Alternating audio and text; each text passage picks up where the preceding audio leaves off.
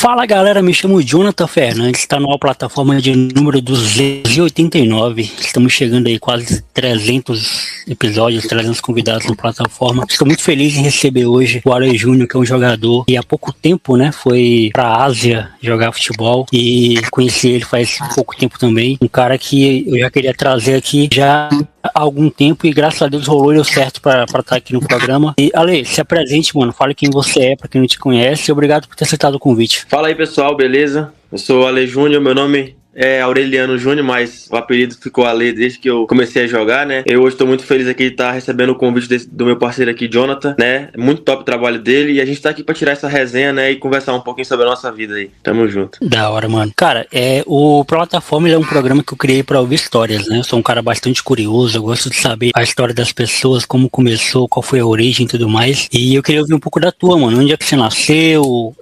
Como é que foi essa infância? Como nasceu o interesse por futebol, né? Conta um pouquinho pra gente. Pô, então, eu nasci em Rio Branco mesmo, né? Normal, assim. E desde sempre, assim, meu pai sempre foi envolvido com futebol, né? Sempre gostou de futebol, sempre me levou pra assistir. E desde sempre, assim, eu joguei. Eu comecei na escolinha da ABB, com 4 anos, né? E aí, por lá, fui seguindo.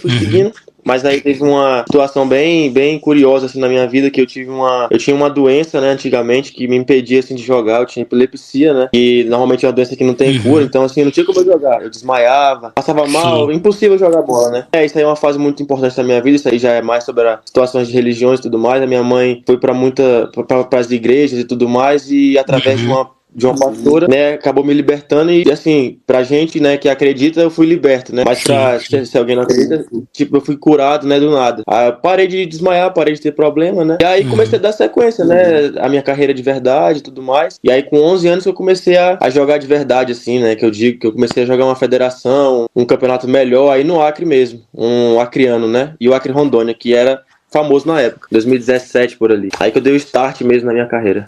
Na BB você treinava futsal ou campo? Futsal. Eu fui mesclar pro campo somente com 11 anos, foi com 12. 12 anos isso. Até esse tempo era futsal. Futsal é uma escola, né, mano? Uma escola muito boa pra quem tá começando. Eu lembro que na época que eu fazia escolinha, eu sou do São Francisco, né? Na região do São Francisco, Chico Mendes, bairro Vitória. E aí a gente tinha aquela quadra de areia de bairro, mano. Que quadra de areia, meu Deus, é pesado demais, tá ligado? Pro cara treinar, cara. E aí a gente migrou da areia pro campo, né? Tipo, não teve outra passagem tipo, pra futsal nem nada. É tanto que eu lembro até hoje a gente fez um jogo amistoso contra o Vasco do Lobinho e tal. A gente tomou de 9-1, mano. Pra você ter ideia da diferença dos elencos. Quem tava no meu time era o Matheus Nego, que hoje é jogador do Rio Branco, né? Tipo, joguei com ele ano passado, pô. Gente boa. Ele era da minha turma, pô. Da minha turma quem treinava no Vitória. Professor Ronildo, gente boa pra caralho. Craque. E aí, mano, o seu primeiro time de campo foi qual? Foi o Rio Branco. Meu primeiro time de campo foi o Rio Branco. E que eu comecei, né, a minha carreira de verdade, assim, na base e tudo mais, foi o Rio Branco mesmo. Pode crer. Como é que você chegou no Rio Branco? Você foi atrás mesmo da oportunidade ou te conheceram? Cara, eu fui pro Rio Branco em 2017 com 12, né? Aí em 2016, assim, eu tava começando a ir pro Society, né? Ali no Flamenguinho, sabe? Flamenguinho, Copa Santa e tudo mais. E aí, um cara que é pai de um amigo meu, que é o Jailton Gadelha, que é um dos responsáveis, assim, por eu ter começado mesmo de verdade a minha carreira, né? Depois do meu pai que me deu todo o incentivo. Ele me levou pra um jogo no campo, assim, aleatório, aleatório entre aspas, contra o Rio Branco. Aí, nesse jogo a gente perdeu e tudo mais. Mas aí foi começando a jogar. E aí apareceu uma peneira no Rio Branco, né? Na época do Ilimani, sabe? Ilimani Soares. E aí, meu pai me levou e tudo mais. Eu peguei e fiz a peneira, passei. E aí começou. E aí, tem muita história pra contar aqui. Na época eu era lateral direito. Loucura, muita coisa. Eu era lateral direito. Aí passei de lateral direito, joguei assim muito tempo, até os 18, assim, 17 de lateral direito. E aí, daí em diante, eu tive uma lesão e tudo mais, foi trocando. Mas comecei no Rio Branco, né? Onde eu joguei campo de verdade, foi no Rio Branco, assim, que eu dei o start na minha carreira mesmo. Pode crer.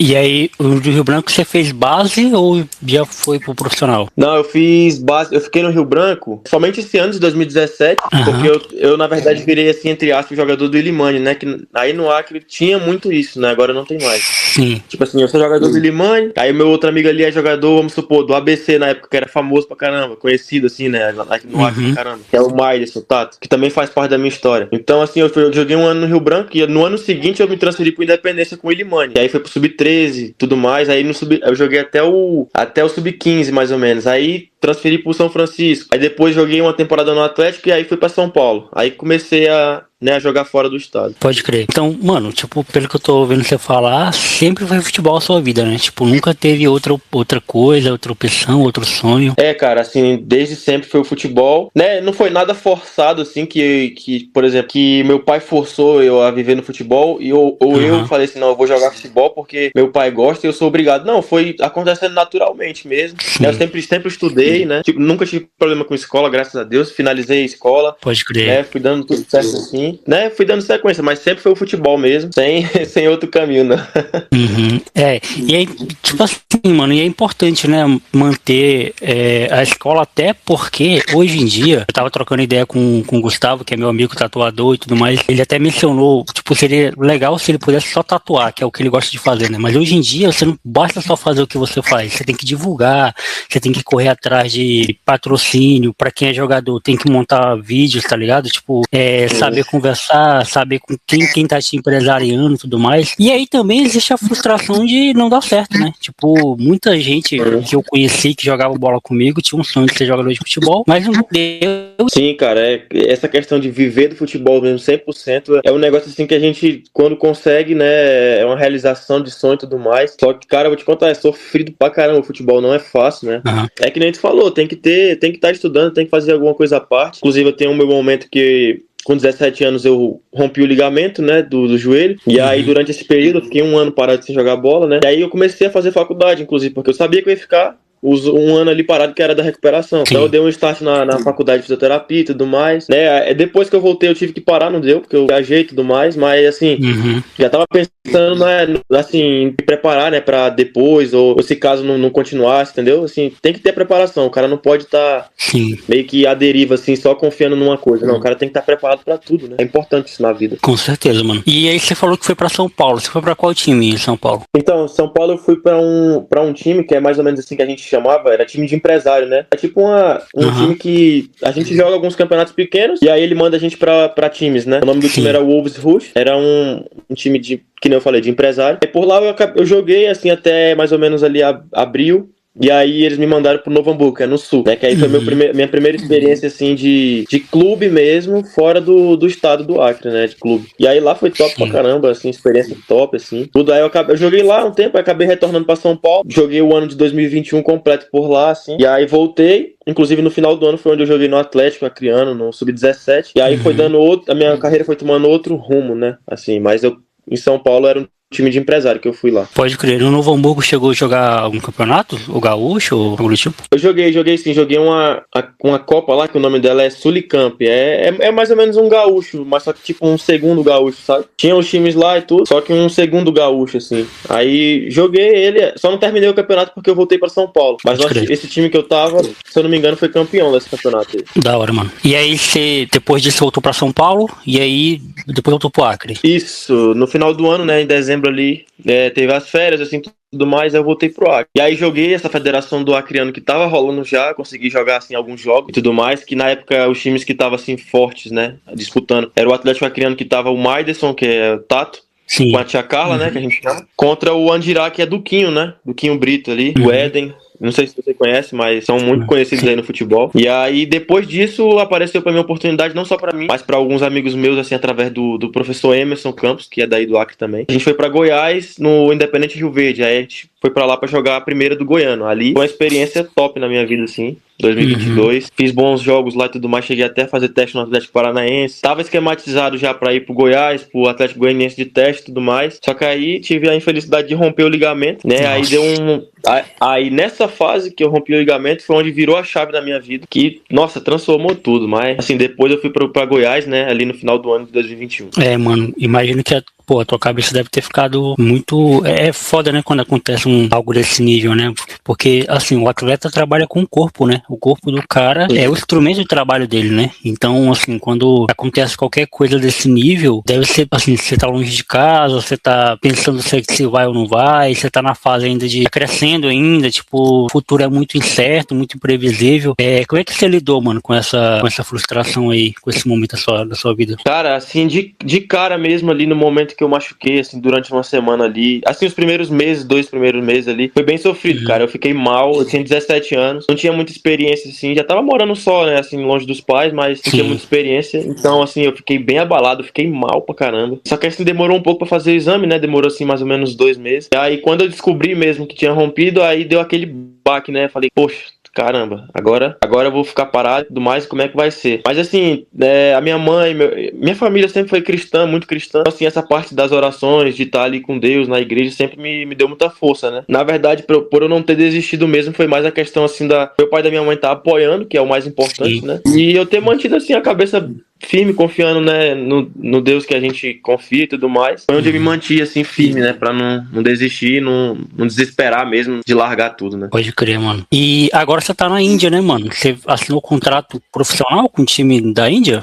Sim, aqui, na verdade, e aí faz parte da minha trajetória, eu era lateral direito, né. Aí, após o rompimento que eu tive do ligamento, aí, cara, mudou tudo. Eu fiz a cirurgia e tudo mais, ganhei muita massa muscular. E aí, voltei e tudo mais, voltei de novo, centroavante. Aí, inclusive eu falei aqui, né, que é daí do Acre, eu fui jogar um torneio lá em Porto Velho pelo Santa Cruz, sub-18. Cara, aí por lá eu fiz uns gols e tudo mais. E aí, por um acaso, o Rei Arthur, não sei se você conhece o Rei Arthur, mas jogou me viu por lá, aí me deu a oportunidade da minha vida, né, que me levou pro profissional no Pará. E aí lá no Pará foi onde, assim, no Caeté, era o paraense da primeira. Ali foi a experiência mais top, assim, da minha vida até o momento lá, né, onde mudou mesmo a minha vida, eu estreiei, fiz gol, fiz mais um gol também, e aí foi dando sequência, fui pra Tunaluso também, no Pará, é um time conhecido pra caramba lá, fui campeão lá também, em cima do Remo, Paysandu, assim, então assim, eu vivi muitas coisas. Aí foi 2, 3 anos, assim, 2 anos, 24, 25, assim, jogando pra caramba. Aí retornei pro Acre em 2025. E aí fechei com o Maitá e com o meu empresário Edson Vieira, né? E aí, através deles, com o André Vasque também, que é parceiro, abriu essa porta aqui na Índia, que no começo do ano era um clube que eu tava. E lá eu assinei contrato profissional, sim, a gente jogou e tudo mais. A gente foi vice-campeão lá, né? Acabou em fevereiro ali, mais ou menos. E aí, de lá pra cá, eu tô na luta aí, né? Dando uma rodada.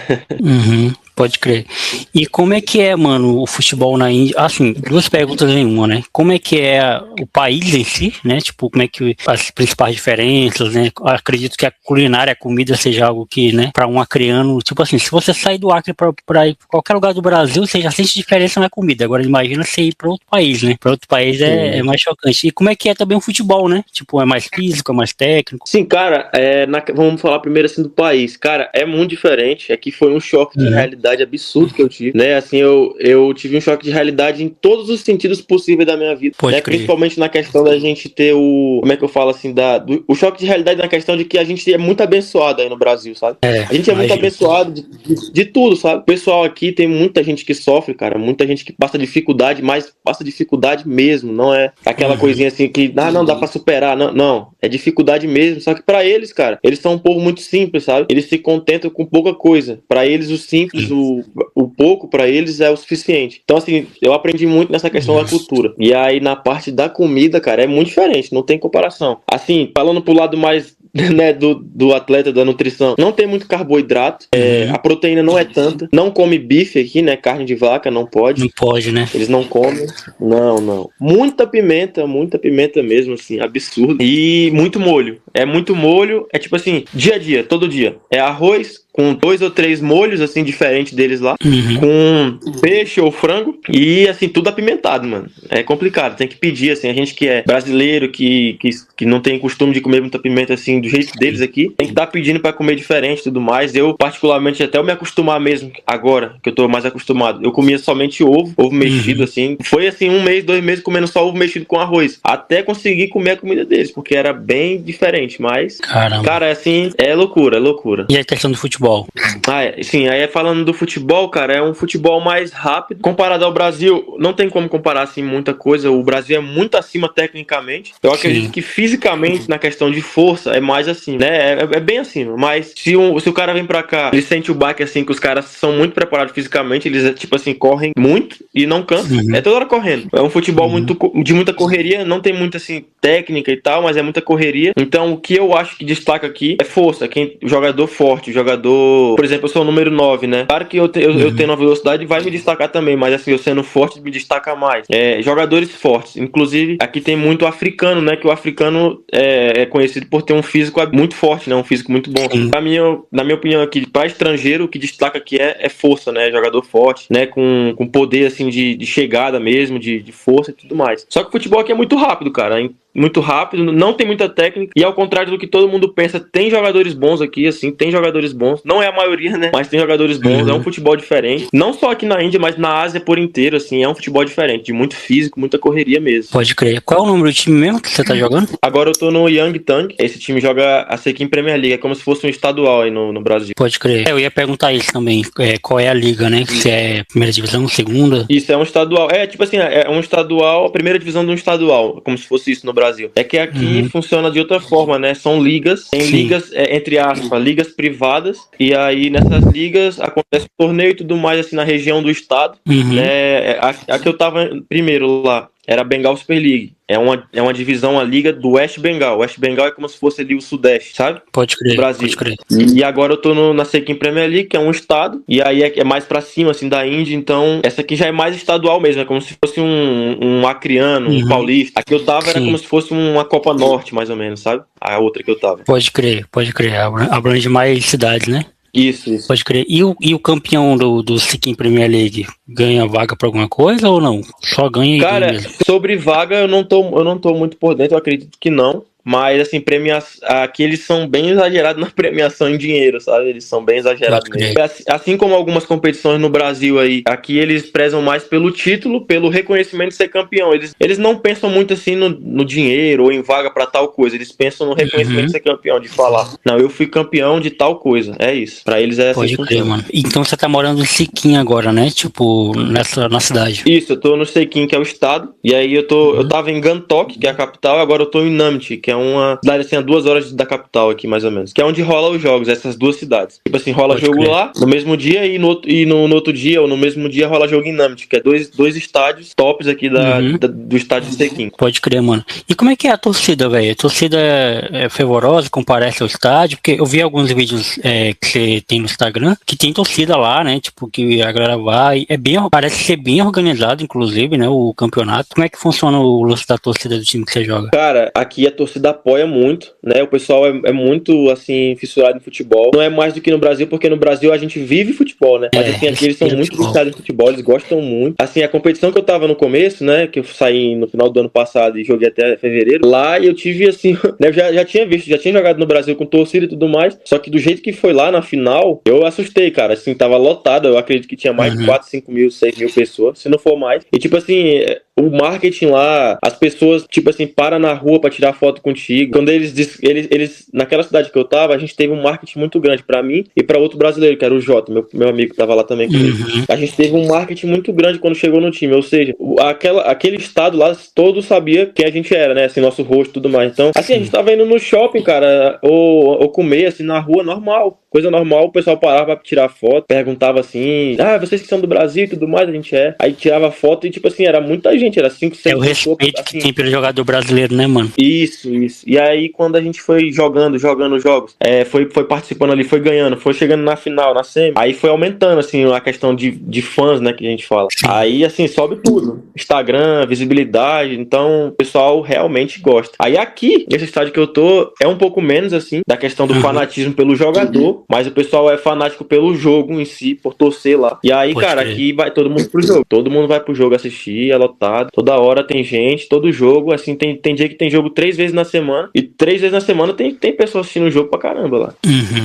E como é que você se adaptou à questão do idioma, mano, a língua? Tipo, no seu time que você joga, tem jogadores de outros locais, outros países? Como é que você tem se adaptado? Cara, então, isso aí é uma questão que pesa muito, né? É uma questão complicada. Na primeira experiência que eu tive quando eu cheguei no primeiro time lá. O que me salvou, assim, muito foi o brasileiro que tava comigo lá, que já tinha uma experiência, sabia falar um pouco inglês, então me ajudou. Mas, assim, aqui tem que ter inglês. Saiu do Brasil, tem que ter inglês, não dá. Porque assim, o inglês é universal, né? Quando eu terminei o campeonato lá em fevereiro, eu fui pra Polônia, né? Ou seja, assim, todo lugar é inglês, cara, não tem jeito, tem que falar inglês. E aí, esses 3 meses passados aí, eu comecei a dar uma estudada, comecei a dar uma forçada no inglês. E aí, graças a Deus, assim, agora eu tô bem, né? Tô conseguindo conversar bem no inglês. Mas tem que ter o inglês, cara. Eles falam a língua deles, e aí com a gente que é estrangeiro é inglês, não tem jeito. Pode crer, mano. E aí, você tem os próximos passos da sua carreira? Já tem alguma coisa que você pode antecipar pra gente? Esse episódio está indo ao ar em junho, então, sei lá, de junho pra frente desse ano tem alguma novidade? Então, aqui já vai terminar aqui pra mim, né? A gente tá no dia 7 aqui, né, de abril, e aí após a gente vai ter um jogo amanhã, que é dia 7, que hoje é dia 6, e dia 10. Aí após isso tem dia 15 a semifinal, aí sendo campeão dia 18. Após isso eu acredito que eu vá pro Brasil, porque vai finalizar as competições fora do Brasil, né? Aí eu vou de férias. E aí após isso, né, após junho ali, o que eu espero é que venha abrir, né, que eu venha receber propostas e convites pra ou retornar pra Índia ou pra algum outro país, né? É nessa situação que eu tô. Eu vou pro Brasil, porque vai fechar aqui, vai acabar os campeonatos. Vou esperar a janela de transferência abrir, que abre em julho, agosto aí. E aí me preparar, né, pra próxima oportunidade, que a gente tá no aguardo aí, de ver o que vai dar. Da hora, mano. Cara, já fica aqui as portas abertas pra você voltar aqui quando você estiver em outro clube e outras oportunidades pra gente trocar mais ideia. Fica aqui nossa torcida, viu, mano? Que você voe, que você brilhe, que você represente bastante o nosso Acre. Onde quer que você vá aí, leve as cores, né, do nosso estado, do nosso país também. Pô, eu só agradeço demais pelo convite aí. Eu tô muito feliz aqui em estar participando do teu projeto aqui, né? Eu tô acompanhando agora pela primeira vez. Até te perguntar também, pedir para que você fale um pouquinho assim de como que surgiu a tua ideia de começar esse projeto, né? De como que tá indo assim, as pessoas que quando tu faz o contato e tudo mais, como que tá indo tudo, né? Eu tô muito feliz aqui de estar participando. Na verdade, eu tinha aqueles pequenos sonhos, né, de participar de um podcast assim. Sim. Eu acho muito top. E o primeiro da minha vida foi esse aqui, então eu fico muito grato pela porta aberta aí. Tá doido. Mano, então, tipo assim, a ideia do projeto é exatamente essa, velho, de dar visibilidade pra crianos, tá ligado? Quando eu criei o podcast lá em 2018, quando ninguém nem falava de podcast em 2018. É tanto que quando eu criei meu podcast, eu tinha que explicar para as pessoas como é que fazia pra ouvir, e as pessoas não sabiam, né? Em 2020, depois teve a pandemia e tal, e aí veio o boom do Flow, e aí criaram o videocast, né? Que é outra parada, tá? Tipo, é outra coisa, né? Tipo, o podcast em áudio é uma coisa, o videocast é outra totalmente diferente. Embora tenha o mesmo nome, mas não é a mesma coisa. Então, a minha ideia sempre foi essa, sempre foi dar visibilidade para crianos, para músico acriano, para jogador, para cantor, para empresário, para mostrar, tipo, porque o meu pensamento a internet, ela é bastante democrática. A internet, ela não tem nenhum fator geográfico que limite. Por exemplo, o cara no Piauí pode gravar um vídeo e que ele vai ser visto em qualquer lugar do mundo, né? Não importa se ele é do Piauí ou se ele... Não importa, a internet tá aí. E o meu caso foi esse, cara, dar visibilidade para crianos. Só que, infelizmente, o acriano, ele tem dificuldade em valorizar. Eu acho que você vai entender também, né? O que eu tô falando. De valorizar o que é daqui, tá ligado? De valorizar o que é acriano. Então, o meu sonho, que era dar visibilidade para acrianos, acabou que eu tenho muito mais audiência fora do Acre, tipo São Paulo, Rio, Minas Gerais, porque eu gravo com pessoas de lá, que mesmo aqui. Né? O reconhecimento que eu tenho aqui é muito pouco. É frustrante por um lado, mas também eu não levo muito isso pro coração não, porque já gravei com muita gente ilustre daqui, velho, com jornalistas que eu admiro, o Everton Damasceno, a Tássia Muniz, a Kézia Mello, caramba, a Aline Rocha, da TV Acre. Já gravei com muita gente que eu respeito, que eu admiro, e que só essas pessoas já fazem valer o meu programa, né? Gravei com o Vilela, né, que é o de Inteligência Limitada também. Enfim, já cheguei muita gente, cara, tipo assim, com bastante humildade, pé no chão. E cada pessoa, cada convidado que eu convido e aceita, é mais uma medalha de ouro que eu coloco no projeto, que é totalmente independente, dinheiro que eu tiro do meu próprio bolso, que eu faço sem ganhar R$1 só pelo amor mesmo. Sim, sim. Não, isso aí é top demais, cara. Ainda mais que tu falou aí que faz porque tu ama, né? Então isso aí fica mais... É mais importante ainda, né? Não é por dinheiro ou por interesse. Não, é porque tu ama, né? É um negócio assim muito top, né? Inclusive, assim, né? A gente pode até assimilar um pouco com a nossa carreira assim no futebol, que no começo a gente vai pelo amor, não é pelo dinheiro. A não ser que tu seja um Neymar ou assim, uma pessoa que estourou assim do nada, né? Que tá sempre em clube grande. Não, a gente vai pelo amor, pelo sonho. Tudo é pelo sonho, né, cara? Então, é o nosso objetivo de vida, né? O que a gente quer chegar, aonde quer chegar e como quer chegar, né? Com certeza, mano. E é o que eu falo pra todo mundo, velho. Se você encontrou uma coisa que te faz bem, que te faz acordar todos os dias, que te motiva, cara, isso aí é o que vai te manter vivo, tá ligado? Porque é muito diferente, né, de você existir e estar vivo. Existir, todo mundo tá existindo, todo mundo tá respirando o mesmo ar, todo mundo tá aí. Agora, estar vivo de fato, né, que é aquele combustível, aquilo que te faz bem, aquilo que te alegra. Mano, quando eu não tô gravando, velho, tipo assim, quando eu... Porque eu tenho 2 podcasts, né, na verdade, 2 programas. Geralmente, quando eu tiro férias de um, o outro tá rolando. Então, assim, quando eu não tô gravando, eu fico mal, assim. Falei, caramba, eu preciso gravar com alguém, eu preciso criar um projeto, eu preciso fazer alguma coisa. Porque isso aqui é o que me move, é a mesma coisa do jogador de futebol. Quando não tá jogando, fica mal, né, mano? Fica... Caramba, isso aqui é minha vida, jogar futebol é minha vida. Se eu não jogar futebol, eu não sei mais o que fazer. Tipo, a vida do cara é jogar futebol. E a minha vida é fazer isso aqui. Então, assim, não é o dinheiro que vai fazer com que eu continue ou pare, tá ligado? Por nada vai fazer com que eu pare de fazer isso aqui. Porque é a minha vida, mano. Se eu parar de fazer isso aqui, eu paro de viver. Sim, não, é isso mesmo. É o sonho que move a gente, né? E isso aí que tu falou é verdade, quando a gente que é jogador para de jogar, pelo amor de Deus, é horrível, né? Mas são essas coisas que mantém a gente, assim, firme, confiando, assim, né? A pessoa que é cristã, assim, que acredita em Deus, que segue confiando, segue com fé, assim, que uma hora vai acontecer ali o que a gente espera, o que a gente sonha, o que a gente almeja, né? Então, são essas coisas que faz a gente acordar cada dia com mais motivação, com mais vontade de fazer acontecer, né? É isso mesmo. Mano, da hora, velho. Foi muito bom bater esse papo com você. Eu gosto sempre de brincar que o final do programa é o lugar de fala do convidado, né? Onde o convidado pode falar o que quiser, falar aquilo que eu talvez não tenha perguntado, porque ficou claro que não é uma entrevista, é um bate-papo. Então fica à vontade, mano. Fale o que você quiser, mande abraço pra quem você quiser. E mais uma vez, obrigado por ter colado aqui. Ô, meu Deus, só agradeço, cara. Agradeço demais.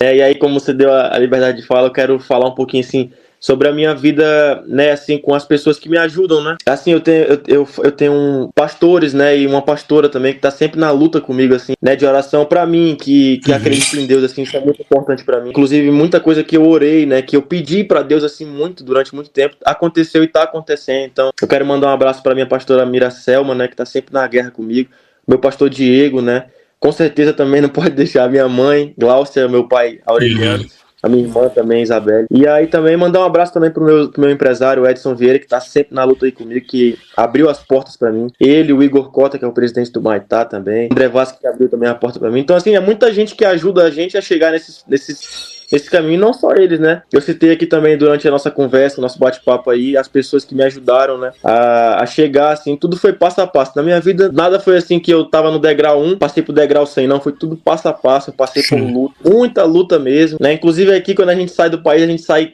com os olhos brilhando, falando, nossa, vou viver meu sonho. Mas a gente não imagina a luta que é, cara. Aqui eu passei luta, depois que eu saí do Brasil, eu passei lutas, assim, dificuldade que eu nunca imaginei que ia passar. É claro, não que eu tô falando assim que eu passei fome ou algo do tipo, mas assim, dificuldade de viagem, em não saber falar, não saber conversar, perigos e tudo mais, assim.